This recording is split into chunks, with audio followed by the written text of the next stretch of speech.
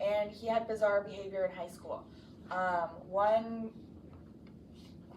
he had cruelty to animals and disrupting pranks. So one thing that he did when he was, I think he was taking his kid to school, they were painting the lines on the road, and there was a dead raccoon, and he thought that it was funny, and he took a picture of it and told his kid that it was showing something, a sign of something that was going to happen in the world. So, he did show a sign of something that was going to happen in the world. Again, his untreated mental health struggles. His early signs were very overlooked by his family and his community. So he was married, but he was out of town a lot because of his job. He was a business owner, so he was always looking for different things to do. He, when he was little, he was very troubled. I'm pretty sure he went to juvie. I think he went to boarding school too, actually. So how he lured his victims, he would go to gay bars.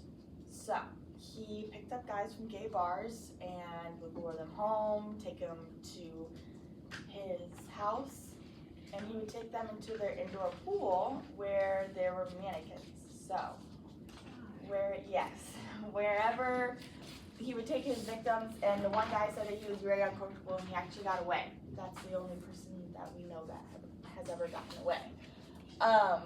He used business and social connections as a cover, so he would tell his wife that he was going on a business trip and he was actually going to lure his victims. So, yeah, not a good feeling if your husband is lying to you and he's actually being a serial killer. His victim's disappearance was not taken seriously due to stigma. So, back then, you could not report somebody missing until they were missing for 30 days. So one of his victims that went missing, his mom, immediately after he wasn't answering his phone, she called the police and said that she wanted to file a missing persons report, and they said that she wasn't allowed to because he wasn't missing for more than 30 days. Just crazy. I couldn't imagine somebody going missing for 30 days, and now I can finally say that they're actually missing. So, the discovery of his remains. So mid-1990s, human remains were found on his property. This is the most bizarre part to me. How they were found was his son. So his son was digging in their backyard, playing outside, and he came in and told his mom that he had found like dinosaur bones. And his mom, she was like, I don't understand what you're saying. And they called the police and they found out that it was his victims. So his victims were buried on the side of I-65 and right in his backyard. So it can be closer than you think. At least 11 men were confirmed, possibly more. 12 counting the one that got away. It shook the Indiana community and made national headlines. So this was around for a long time. Obviously, it's still popular. Not many people know it now, but it's becoming more popular and like resurfacing a lot. I've actually seen a lot of TikToks and stuff about it. So it's a bizarre story. So this is known as the Foxhall Farm murders. So this is the place that he would take them to whenever his wife was out of town or doing trips or stuff like that.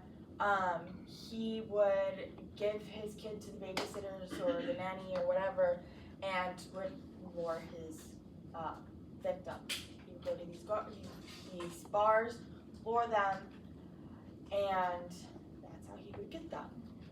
So, unanswered questions. So, he fled to Canada in 1996.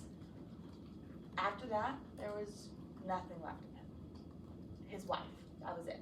So, another crazy fact was his wife was in denial even after the bones.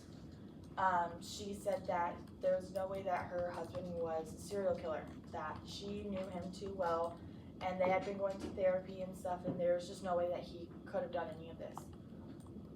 True.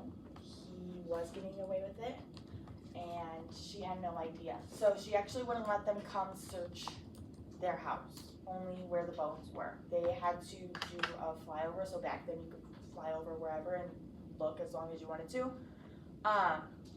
And they actually had to, so the police department that was on the case was not where they lived. They had to go through this big thing. Because he would go to gay bars that were not in his area. So he died by suicide before arrest or trial, so there's a lot of unanswered questions. We don't know why he did it.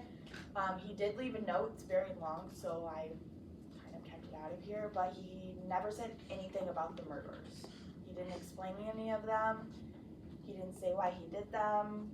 He didn't name any of the victims. He acted as if it never happened and he just wanted to die because of mental illnesses. So, new DNA technology in 24 and 25 links more remains and at least 13 are suspected. So, because this is so close to home and obviously bones don't just go away, we can use new DNA technology and stuff like that to find out how everything really happened. There's 13 that are now suspected, so hopefully we're getting a little bit closer to the conclusion here. Evil can hide behind ordinary faces, so you never know who you're walking past in public, obviously. Highlights needed for mental health awareness and vigilance. So I feel like this was something that maybe could have been a little bit avoided if somebody would have paid a little bit more attention to his mental illnesses. I feel like a lot of crimes are, whenever they're in that, I would say like episode, and not who they normally are.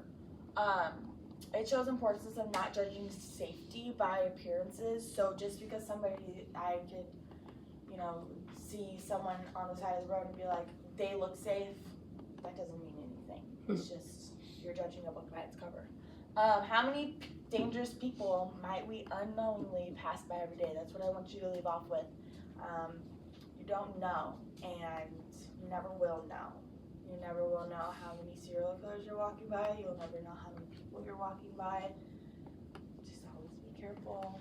Think about, everything that's happening in your life and how chaotic it might be, and think of how many times you kind of dodged a bullet.